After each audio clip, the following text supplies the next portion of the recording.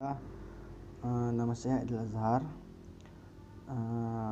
NIM 1901011111. Saya dari Prodi Hukum Keluarga. Saya akan menyetor hafalan final usul fiqih. Baiklah, yang pertama ialah hukum syarak. Hukum syarak ialah secara bahasa memutuskan dan menyelesaikan dan menetapkan. Dan secara istilah adalah kalam Allah atau ketentuan Allah yang berhubungan dengan perbuatan mukallaf berupa tuntutan atau penetapan. Yang kedua, seterusnya hukum taklifi. Hukum taklifi ialah secara bahasa adalah hukum taklifi adalah ketentuan hukum yang menuntut para mukallaf atau orang yang dipandang oleh hukum melakukan perbuatan hukum baik dalam bentuk hak, kewajiban maupun dalam bentuk larangan. Kemudian hukum wadai. Hukum wadai ialah kalam Allah yang berhubungan dengan perbuatan mukallaf yang menjadikan sesuatu menjadi sebab, syarat atau manik. Manik ialah penghalang. Seterusnya Al-Quran. Al-Quran ialah secara bahasa berarti bacaan atau yang dibaca. Menurut istilah ialah Al-Quran adalah wahyu atau kalam dari Allah yang diturunkan kepada Nabi Muhammad melalui perantara malaikat Jibril, dan bagi yang mendalami atau membacanya dianggap sebagai ibadah dan menjadi petunjuk bagi umat manusia. Kemudian hadis. Hadis secara bahasa berarti berbicara, perkataan ataupun percakapan. Dan hadis juga disebut secara istilah berarti segala perkataan sabda ataupun perbuatan Nabi Muhammad SAW yang dijadikan sebagai landasan syariat. Kemudian hadis mutawatir. Hadis mutawatir adalah Hadis mutawatir ialah suatu hadis yang diriwayatkan sejumlah perawi yang mustahil untuk berdusta. Dan kemudian hadis ahad. Hadis ahad adalah suatu hadis yang diriwayatkan satu atau dua orang dan jumlah perawinya tidak mencapai tingkat mutawatir. Kemudian lafaz am. Lafaz am adalah yang memiliki makna lafaz am. Lafaz am adalah yang memiliki makna lafaz am. Lafaz am adalah yang memiliki makna umum yang di dalamnya terdapat dua makna atau lebih. Sedangkan lafaz khas adalah lafaz yang mengandung makna khusus atau satu pengerti. Kemudian taksis. Taksis adalah mengeluarkan sebagian daripada satuan-satuan yang masuk dalam lafaz am. Dan lafaz am hanya berlaku bagi satuan-satuan yang masih ada. Kemudian lafaz am nasakh. Nasakh menurut bahasa adalah membatalkan. Sedangkan menurut istilah adalah teori yang dikembangkan untuk menyelesaikan putusan-putusan wahyu Islam yang tampaknya menggantikan atau membatalkan wahyu sebelumnya. Kemudian musyatarak. Musyatarak ialah suatu lafaz yang menunjukkan dua makna atau lebih. Musyatarak atau lebih, maksudnya ialah suatu lafaz mengandung maknanya yang banyak atau yang berbeda-beda. Dan seterusnya ialah hakikat. Hakikat ialah dalam istilah banyak hakikat ialah susunan lafaz yang digunakan pada asal peletakannya, atau menurut bahasa ialah arti yang senyatanya atau sesungguhnya. Hakikat. Nah, seterusnya hakikat majaz. Majaz adalah secara bahasa jalan, secara bahasa ialah jalan. Secara istilah lafaz atau kalimah yang digunakan pada asal peletakan disertai dengan qarinah, penguat yang mencegah dari makna asalnya. Kemudian sharih adalah lafaz yang tidak memerlukan penjelasan. Jadi lafaz sharih adalah yang diucapkan dengan tegas yang perkataan tersebut bermaksud dan bertujuan. Kemudian kinayah adalah suatu ucapan yang diucapkan dengan kata-kata yang tidak jelas atau melalui sindiran. Kemudian zahir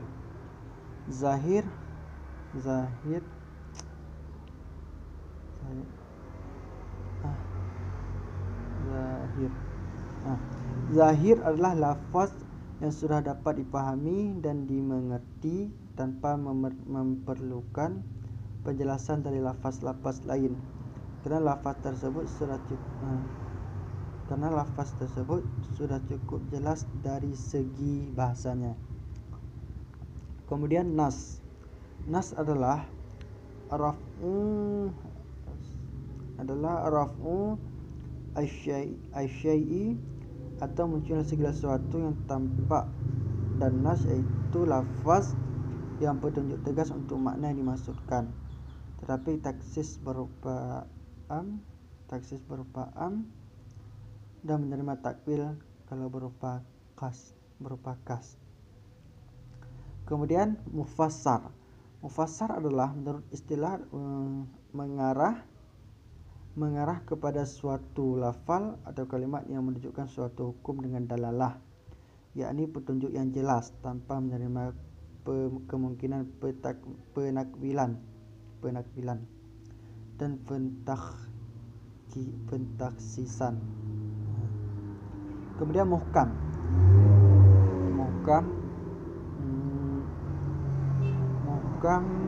secara bahasa memutuskan dua hal muhkam secara bahasa, dan secara istilah artinya ungkapan yang dimaksud makna lahirnya tidak mungkin diganti atau diubah.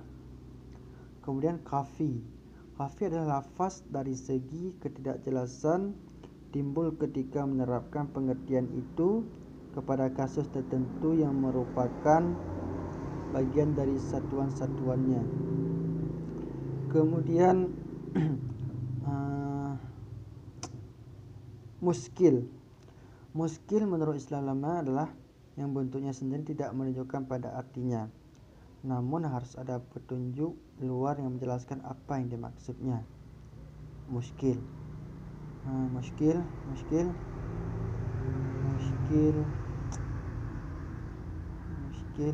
mujmal adalah menurut istilah ialah lafaz bentuknya tidak dapat menunjukkan pengertian yang dikandung olehnya dan tidak terdapat petunjuk lafaz atau keadaan lafaz yang menjelaskannya.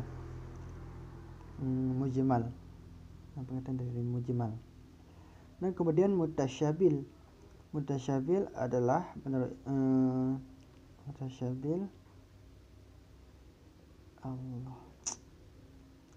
mutasyabil adalah lafaz yang bentuknya sendiri tidak menunjukkan pada maksudnya dan tidak ada petunjuk luar yang menjelaskannya. Dalam artian pengertian ini tidak terdapat dalam nas-nas syarak sedikit pun. Dan yang kesembilan, dilalah adalah memahami sesuatu atas sesuatu. Kata sesuatu yang disebutkan pertama disebut madlul yang ditunjuk dalam hubungan dengan hukum. Dilalah dan kemudian seterusnya setelah dilalah ijma ialah secara bahasa bertekad, berazam untuk melaksanakan sesuatu, juga berarti bersepakat atas sesuatu. Sedangkan menurut istilah ulama, ijma ialah kesepakatan dalam menetapkan hukum,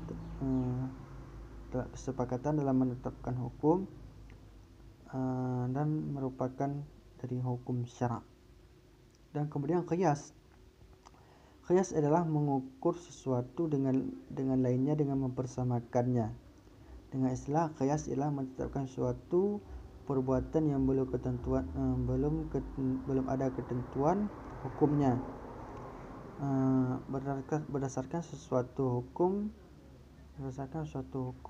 yang sudah ditentukan oleh nas sebabkan adanya persamaan di antara keduanya. Itu adalah qiyas. Seterusnya qiyas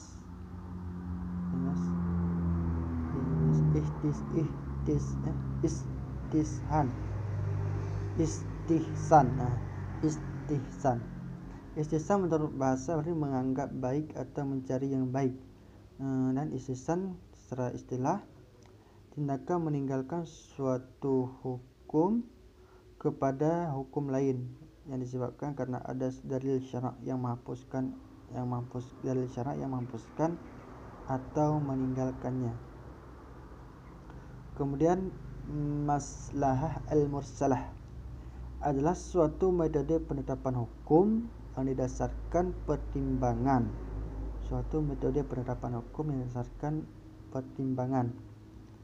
Gak ada manfaat, maslahah atau mudarat bagi kehidupan masyarakat yang islami, misalnya undang-undang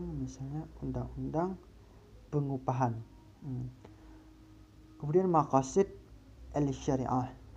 Maqasid al-syariah adalah sebuah gagasan dalam hukum Islam bahwa syariah diturunkan Allah mencapai tujuan tertentu. Maqasid syariah. Kemudian uruf adalah istilah dalam Islam yang dimaknai sebagai adat kebiasaan. Dan uruf terbagi menjadi ucapan atau perbuatan dilihat dari segi objeknya. Dan seterusnya uruf sad al-zariyah. Sad al-zariyah adalah suatu metode penggalian hukum Islam dengan mencegah, melarang, menutup jalan suatu pekerjaan yang dapat awalnya dibolehkan karena dapat menimbulkan suatu terjadinya kerusakan atau sesuatu yang dilarang. Kemudian syar'u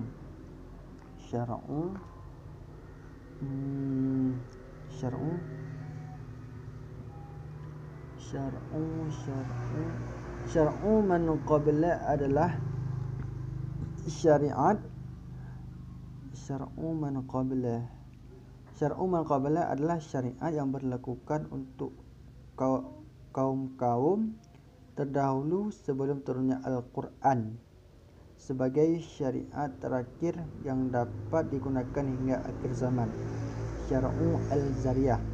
Kemudian istishab ialah tetap berpegang pada hukum yang telah ada daripada suatu peristiwa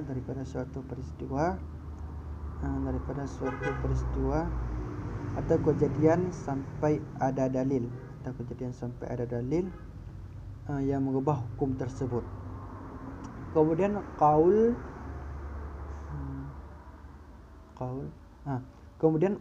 sahabi. Qaul sahabi adalah perihal satu orang sahabah mengemukakan sebuah pendapat kemudian menyebar di kalangan sahabat pun yang menentang tanpa diketahui seseorang.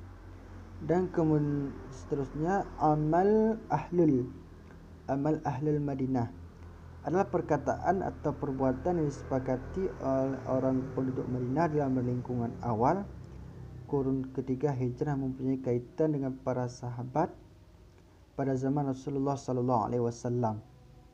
Dan kemudian terakhir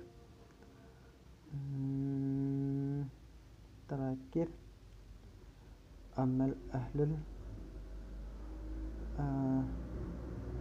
yang terakhir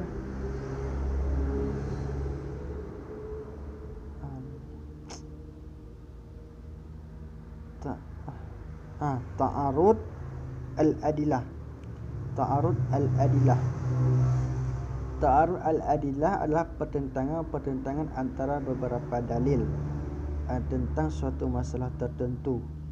Pertentangan suatu dalil, pertentangan antara suatu dalil dengan tertentu, dengan suatu masalah tertentu. Misalnya dalil yang satu menyatakan bahawa perbuatan tersebut wajib dilakukan, sedangkan dalilnya menetapkan sunnah. Baiklah, cuman itu yang dapat saya setor hafalannya. Apabila ada terdapat banyak kekurangan ataupun kesilapan ataupun kesalahan dalam menyetor hafalan saya minta maaf. Wabillahi taufiq wal hidayah. Wassalamualaikum warahmatullahi wabarakatuh.